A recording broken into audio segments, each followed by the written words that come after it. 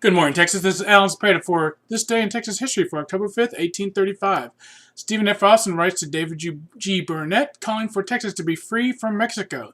Burnett's a big name in the Texas Revolution and would climb up the ladder of the political offices and be one of the deciding voices in what's going on. Samuel McCulloch Jr. joins the Matagorda Volunteer Company as a private under George M. Collingsworth. He will fight at Goliad on October 9th and suffer serious wounds and become the first casualty of the Texas Revolution. What's interesting about him was McCulloch was a free black man, and his right to residency and property were denied by laws in Texas at the time, despite his service in the Texas Army. So the first casualty was a free black man uh, for the Texas Revolution on the Texas side. So Sam Houston writes a letter to Isaac Parker saying, if volunteers from the U.S. will join their brethren in Texas, they will receive a liberal bounty of land, and we have millions of acres of our best lands unchosen and unappropriated.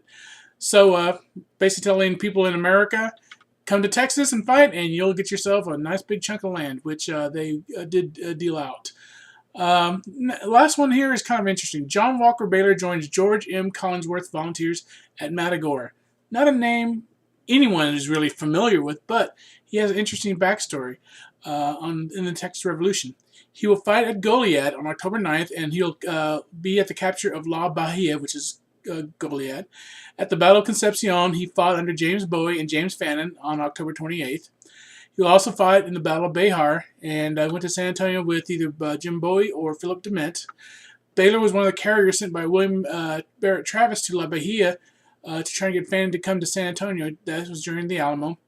He joins Jack Shackelford's Red Rovers at Goliad, and then Albert C. Horton's cavalry, and fights in the skirmishes against General Urea in the Matamora missions down in the valley. When they join Sam Houston, he will actually survive the Matamora missions and the Battle of Goliad because they were out scouting ahead of Colonel Fannin.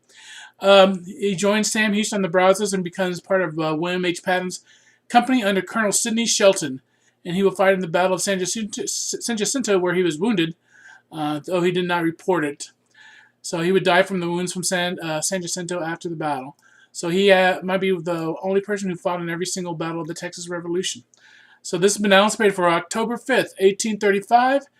See you tomorrow.